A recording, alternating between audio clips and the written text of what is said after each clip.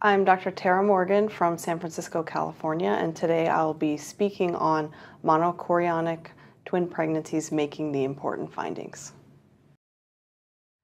Most twin pregnancies are dizygotic, meaning they arise from two separate eggs. So they form separately and have two chorions and two amnions, so they're all dichorionic and diamniotic. Importantly, they also all have separate placentas and sacs. 30% of pregnancies are monozygotic, meaning they come from a single egg, which at some point divides. These pregnancies, depending on when the egg divides, can be dichorionic diamniotic, monochorionic diamniotic, which is what we're going to focus on today, or monochorionic monoamniotic. And importantly, monochorionic pregnancies share a placenta. So it's really important to determine the chorionicity because it affects the management of twins, and it's different for monochorionic twins than it is for diamniotic twins. So firstly, we monitor monochorionic twin pregnancies every 2 weeks instead of every 4 weeks like we do starting at 16 weeks for dichorionic pregnancies. And monochorionic pregnancies overall have a higher rate of mortality and morbidity. They have a higher incidence of anomalies and likelihood of IUGR, and they particularly have unique monochorionic syndromes, which is really going to be the focus of today's talk. So in order to take care of these patients appropriately, the best thing you can do is first accurately determine the chorionicity, and this is something that you need to take some time in learning how to do. So first of all, believe what you see over the history. Even in this day and age where we see a lot of fertility assistance such as in vitro fertilization, you can still have a single egg split into two and become monochorionic, so don't let the history completely dissuade you. It's most reliable to determine the chorionicity in the first trimester, so you want to do that as early as possible. And the findings you want to use throughout pregnancy to help determine chorionicity are membrane thickness, number of placental masses, and fetal gender. So this is a first trimester ultrasound at about 6 weeks, and you can see on the left-hand image there are two echogenic rings, so two gestational sacs that have formed. We see the anechoic fluid in the center, and there are two embryos that you can see sliding by on the cine clip. It's too early really even to see the amnions here, but this doesn't matter because we see these two echogenic rings. This is chorionic tissue, and this is definitively a dichorionic pregnancy. On the contrary, this is a pregnancy also at about 6 weeks where we see a single echogenic rim of chorionic tissue. So this is a monochorionic pregnancy.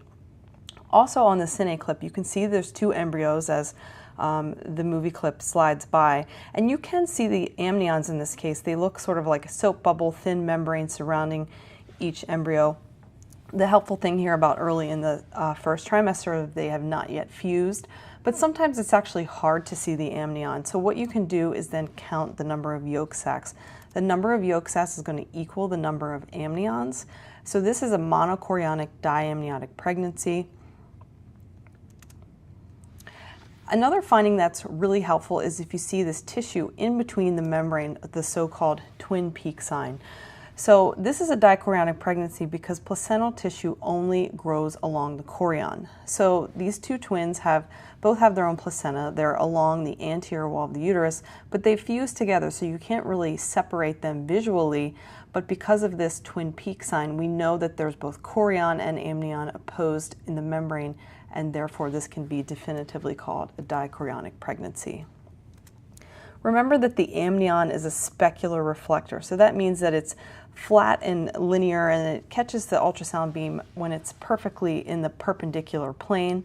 So we can use this to our advantage as a way to see the amnion, but you also don't want to mistake this for being a thick membrane because of the really bright reflection that you can see when you're centered over the amnion.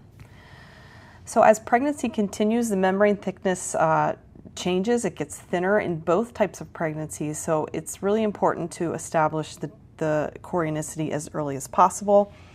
You can see here in the second trimester on the left we have a dichorionic pregnancy, and on the right a monochorionic pregnancy. So both membranes are relatively thin compared to earlier in the gestation. However, the membrane on the left looks a little bit thicker. It's composed of 2 layers of amnion and chorion, and on the right we just have 2 layers of amnion. So you can, you can decide that you think that the one on the left is a dichorionic pregnancy, but it's difficult to be completely certain. So beware of these thinning membranes. Here we see a pregnancy at 13 weeks where we have the twin peak sign. So we know this is a dichorionic pregnancy, but look what happens when we get to 28 weeks. The membrane there is much thinner. It looks a little bit thick, but it's much thinner than it was earlier on. And if you only had this image, you could potentially be confused about the chorionicity. You never want to change the diagnosis of the type of chorionicity from the earlier image based on the appearance of the membrane when it becomes thinner. If you have two placental masses, it's really helpful. You can definitively say that it's a dichorionic pregnancy because you know you have two separate placentas. What happens a lot of times is that if there are two placentas, they fuse or merge together, as we've seen earlier in the twin peak example. So it can be hard to tell whether or not there are in fact two placentas. So if you see one placental mass, you can either have a dichorionic or monoamniotic pregnancy. Similarly, a difference in gender is really helpful. So you're definitely knowing that this pregnancy originated from two different eggs, and so this has to be a dichorionic pregnancy. However, if the genders are the same, it could be from a dichorionic or a monochorionic pregnancy. So it's actually 65% of twins that have the same gender. We have the 50-50 likelihood of all of the dichorionic pregnancies, and then because all monochorionic pregnancies are going to be the same gender, they add a higher percentage to the total of pregnancies that are the same. So we can determine the chorionicity, just to summarize, by looking at the membrane. If it's thick, you know you have a dichorionic pregnancy, so you're done. If it's thin, you can go on to look at the gender. If they're different, then it's a dichorionic pregnancy. If they're the same, you're still in that situation where it could be either. You can then look at the number of placental masses. If there are two, it's dichorionic.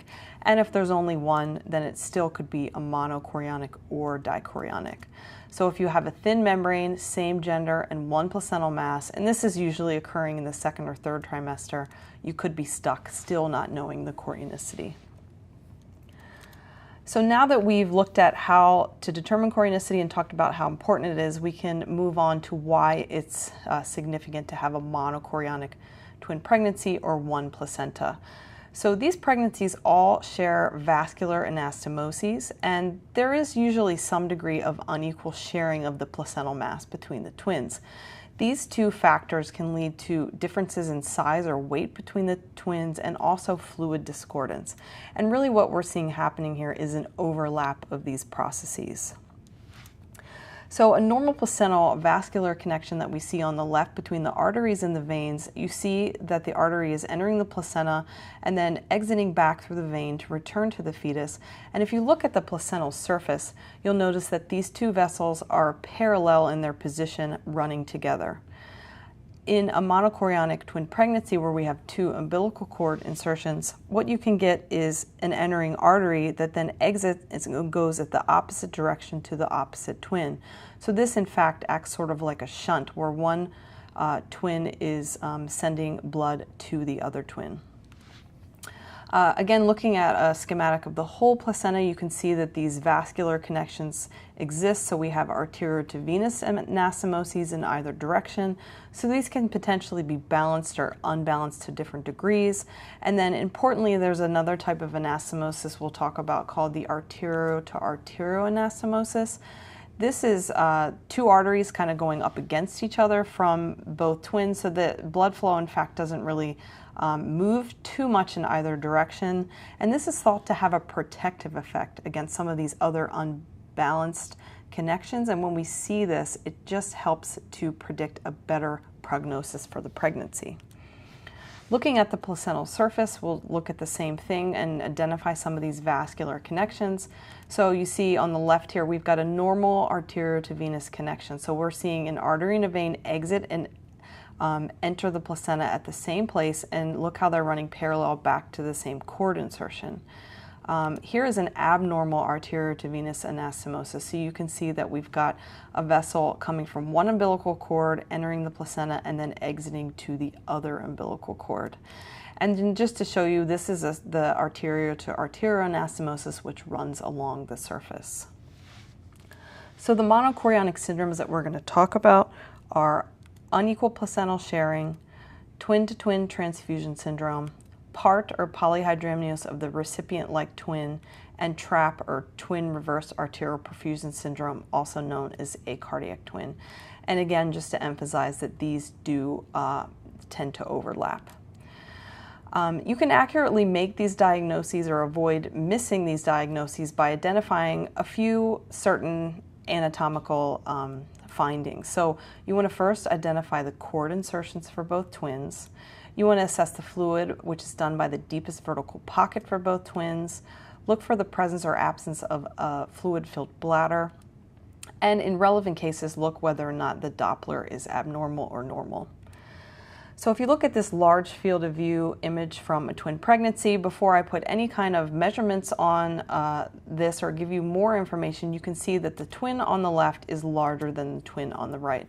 So we have one at the 51st percentile and at the 16th percentile. So birth discordance is common in twins, and it's considered significant if it's equal to or greater than 20% discordance.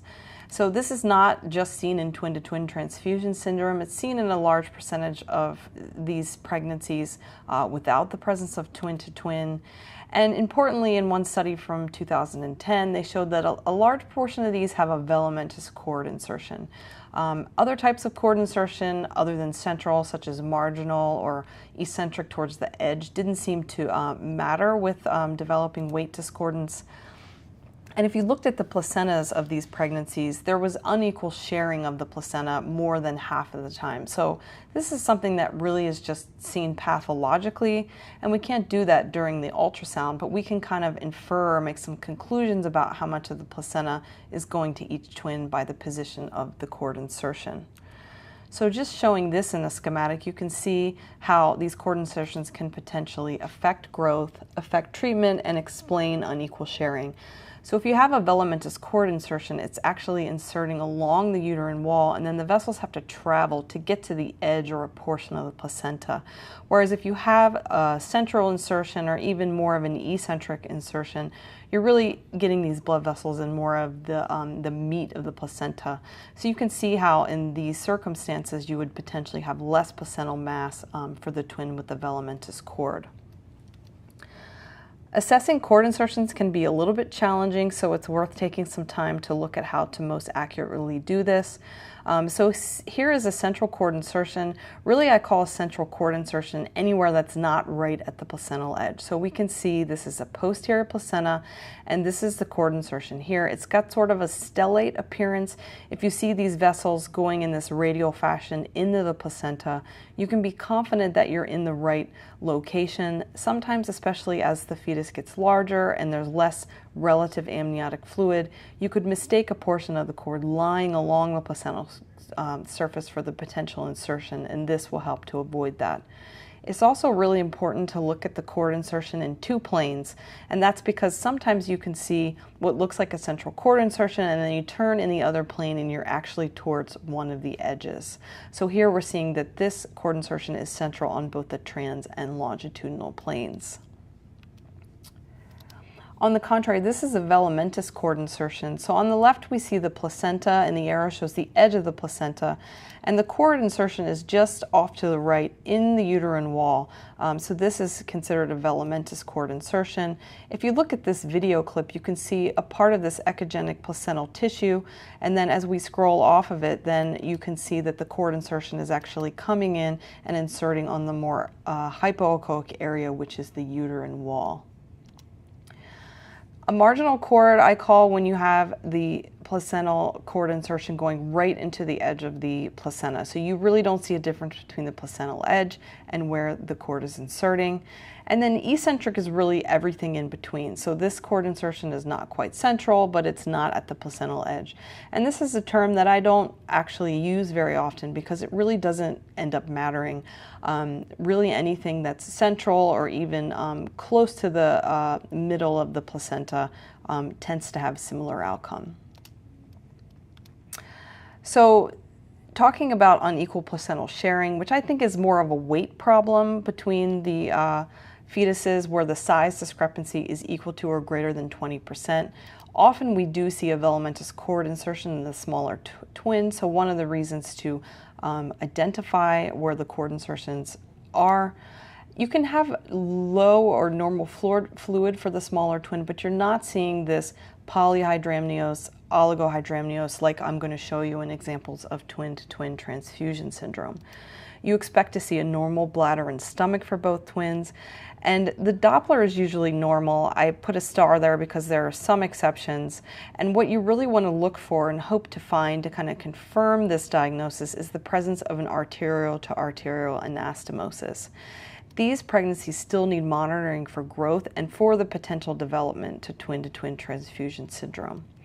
So this is an example of unequal sharing. We've got normal bladders seen by the arrows, both A and B, and we have normal fluid, so between 2 and 8 centimeters for both twins, A and B. This is an arterial to arterial anastomosis. As I said, it's thought to be protective or a good prognostic factor in monochorionic pregnancies and sort of helps with these unbalanced vascular connections. So if you search for this particular vessel, you want to look along the surface of the placenta, and it has this characteristic red, blue, and this is from the back and forth of the arterial flow, and this is why it has this very characteristic waveform. So you can see here it's arterial flow going above and below the baseline.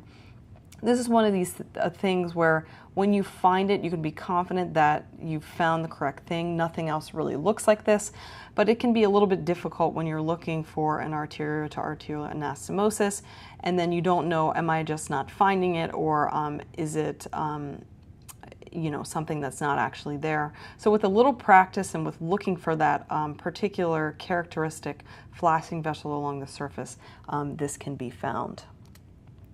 This is a normal umbilical artery Doppler, and I show you this because I want to contrast it on the next slide.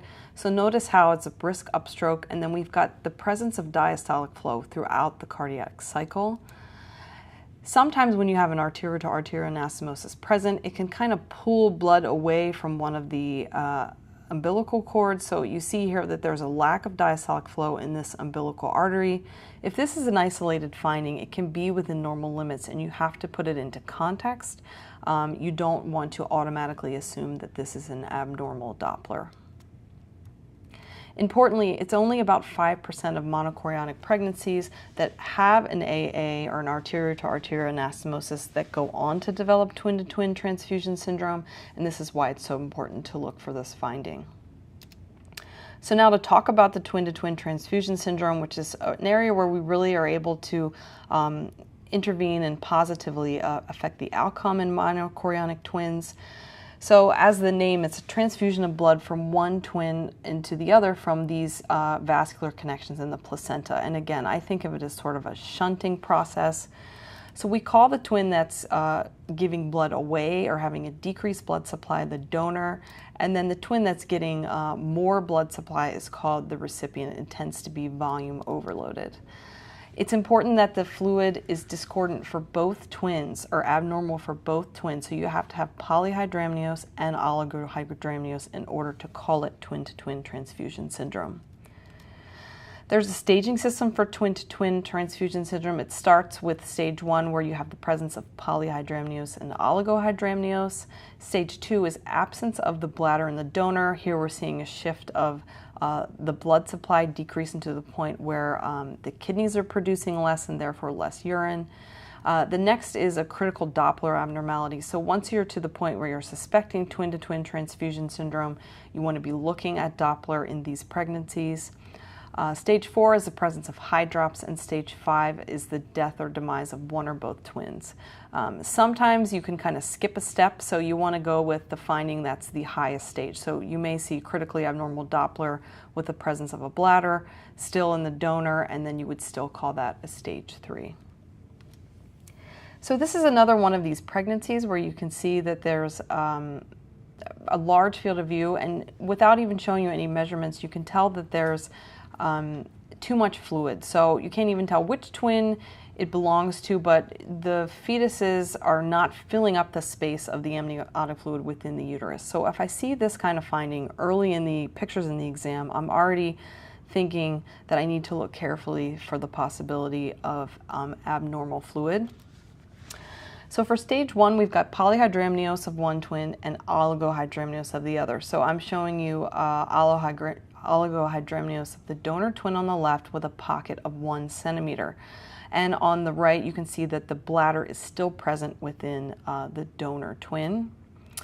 Evaluating fluid can be a little bit tricky and is very important because, as I've told you, it is the hallmark and the definition for whether this syndrome is present. So you can have something called a stuck twin when the amniotic fluid is low or absent, and then the amnion kind of shrinks down along this twin. And you can see that in this example where the donor twin is along the anterior surface of the uterus, it's sort of defying gravity, and this makes it a little bit easier to see that this twin has no fluid and is quote-unquote stuck. However, it doesn't have to occur in this position, and it can be a little bit trickier when the fetus is stuck in a more dependent position. So this is an example of where you can get tripped up. If you see this membrane here that's sort of in between the abdomen and one of the extremities of this fetus, you may think that you can measure the DVP from that level to the posterior wall of the uterus. When in fact, when you do some other scanning and you realize that the other twin has polyhydramnios, this is really the whole amnion wrapped and sort of collapsed along itself. So there's really no fluid in this area. And this fluid here belongs to the recipient twin, so you don't want to make this mistake. So with a little bit of careful scanning and looking for the other findings, you can see that in fact when you change the angle slightly, there are two pieces of the membrane here. There's this little triangle of fluid, and the rest of the fluid deep here actually belongs to the recipient twin. So this is a very small pocket, so this is in fact oligohydramnios. So you want to look for these little corners, these little triangles of fluid when you're suspecting that there's potentially oligohydramnios. And another clue is there's going to be very limited freedom of motion of this donor twin, whereas the recipient with polyhydramnios often is really moving around a lot within the uterine cavity. So here we are back to this large field of view on the left. Again, this is a twin pregnancy where without even showing you the numbers, I'm going to convince you that there's polyhydramnios of one of the twins. But when we measure the deepest pocket here, it's only 6.5.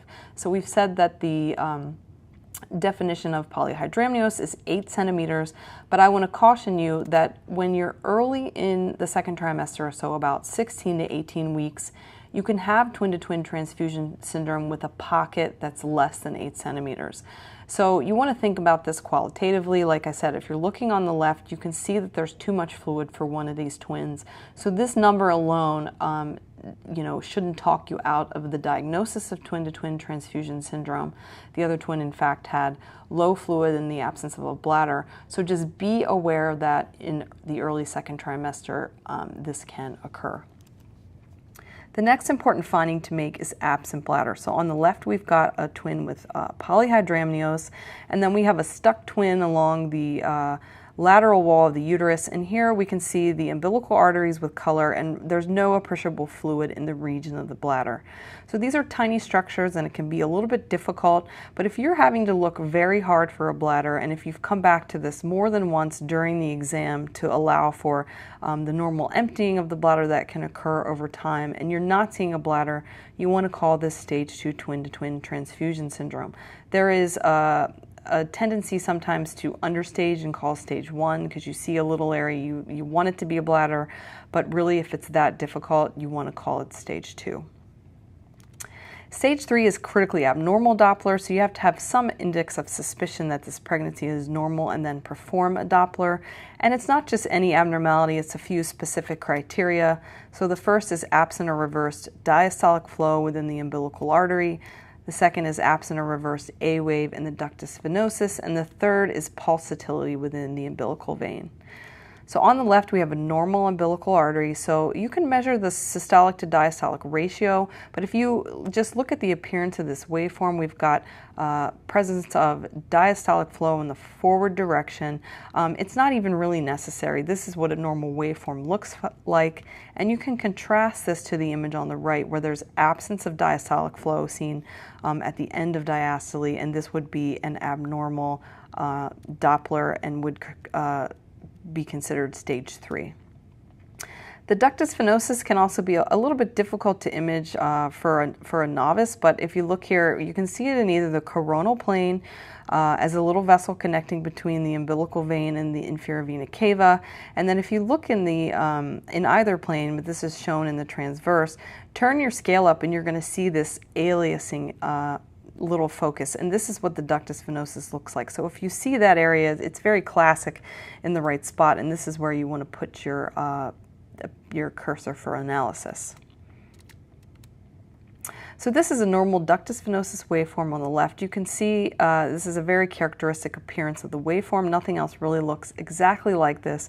And this area is called the A wave, so it's the deeper part of the indented part of the waveform. However, notice how it stays way above the baseline, so it's almost half the distance of the entire waveform, and this is normal. So this can be deepened, but if it's actually absent or reversed, like we're seeing in this example, which is an inverted picture of the ductus venosus, this is an abnormal finding. The umbilical vein is normally has a flat waveform. However, in the setting of stage 3 twin-to-twin transfusion syndrome, you can sometimes see this pulsatility. So here's an example of stage 3 twin-to-twin transfusion syndrome. We've got reversed arterial flow during diastole in the umbilical artery, and we've got a reversed A wave in the ductus venosus. Stage 4 is hydrop, so you can see there's fluid in the abdominal cavity or ascites in this twin, as well as integumentary edema. And stage 5 is demise, so here we can see that there's no color flow or beating heart in this twin. And although really functionally the vascular connections have now been changed or severed because of the lack of a beating heart in one twin, it's important to diagnose that this was attributable to twin-to-twin transfusion syndrome because of the potential sequela that can occur to the surviving twin.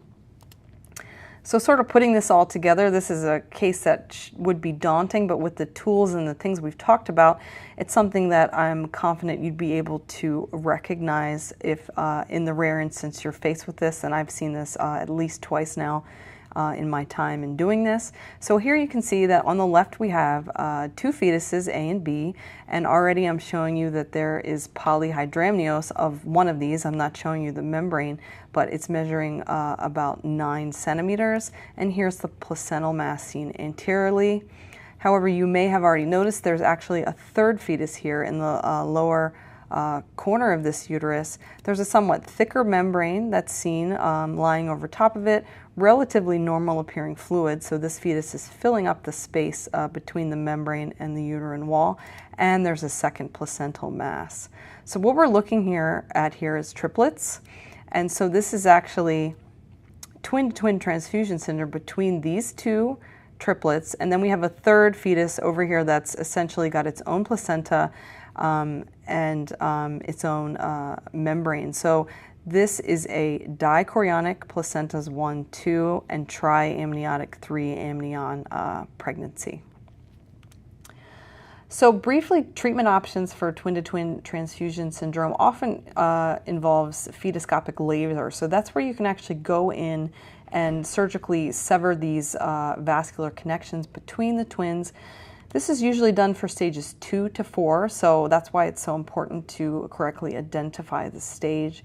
And the outcomes can vary, but the quoted survival is about 80 to 85% of at least one twin. So this can be helpful or optimistic in the setting where they're both potentially at risk for demise. Another treatment option is amniotic fluid reduction, but this is sort of a palliative approach and doesn't fix the underlying physiological abnormality. And in some selective cases, radiofrequency ablation of one twin may be considered. It's important to remember that complications can occur. So I work at a tertiary care center where we perform these procedures, and sometimes the referrals sort of come with expectations of an intervention. It's really important to carefully weigh what the options are for each case and know that it is possible to make things better, but also to make things worse, and that maternal or fetal complications can occur. So we really want to make sure we do it when it's most appropriate. So this is an example of a good outcome following a laser treatment. So here on the right-hand side, right before the procedure, you can see there's no bladder in the donor. Here are the umbilical arteries. And immediately following the laser surgery, the bladder has returned in the donor. So we see that sometimes, and it's really encouraging. Within about 24 hours here, we see normalization of the fluid pockets within both twins. On the contrary, you can get complications. So here is a very abnormal appearing brain sonographically. We've got hydrocephalus and hemorrhage within the ventricles, and MRI is quite complementary, especially in more subtle cases that we can use to look for changes in the brain secondary to ischemia. And here we can see the same hydrocephalus with T2 dark signal intensity from the interventricular hemorrhage. Another potential complication is ruptured membranes. So here we see the amnion is separated from the chorion. And another thing that can occur is you can inadvertently interrupt the septum or the membrane between the twins. This may then appear as normalization of the amniotic fluid as potentially from the correction of the vascular abnormality, but it may be in fact from an inadvertent new communication. And this can be suspected when the fluid normalizes right away within the time of the surgery, as it would normally take more time if it was a result of changes in the vascularity. So a similar syndrome that you may see is called PART, or polyhydramnios, affecting the recipient-like twin. And this differs from twin to twin as its name, in that there is polyhydramnios, but there is no oligohydramnios of the donor or the donor-like twin. And it's important to monitor these because they still have a high progression to twin transfusion syndrome. Expecting findings would be normal bladder for both twins, normal bladder, and you still can see weight discordance quite often. Again, there's a lot of overlap between these syndromes. So here's a large field of view image of a twin pregnancy. I'm not showing you the numbers, but you can see that the twin on the left has way too much fluid, so this is polyhydramnios. But we see the amnion here, and the twin on the right does not have oligohydramnios. So without measuring it, this is more than 2 centimeters, so the fluid is normal. On the left, in the same case, you can see that for one twin, the deepest pocket is 11, so that's polyhydramnios, and for the other, it's 6, which is normal. And there are normal bladders seen for both twins. Oftentimes, there's an arterial to arterial anastomosis, and it's worth looking for this. Again, it gives you some potential prognostic information for the pregnancy, although it is not completely definitive. And last, I want to briefly talk about TRAP, or twin reverse arterial perfusion sequence, also known as acardiac twin. So this is quite different than the other syndromes we've talked about, but again has that uniqueness where it can only occur in the setting of a monochorionic pregnancy. So here we have one twin which is pretty grossly morphologically abnormal. So the main clue is there's no beating heart within this twin. You can get quite a lot of formation of some of the structures such as the abdomen and the extremities, but if you go through your checklist of normal anatomy that you're going to look for as required by any second trimester ultrasound, this should become apparent that this is not a normal twin. The hallmark of this is the reverse arterial perfusion, and I'll show you an example of that. And often they lack a cranium more than the lower part of the body, which is more formed. The other twin appears normal. The problem is that it's the normal twin that's perfusing this abnormal twin. So if you had a separate placenta for a fetus that didn't have a beating heart, it wouldn't be able to be sustained. However, this tissue in this abnormal twin is perfused, and it can even grow with time, and that's because of the perfusion in these vascular connections in the monochorionic pregnancy. And this is stressful on the normal twin and can potentially cause high output cardiac failure, and is why they need monitoring and potential treatment.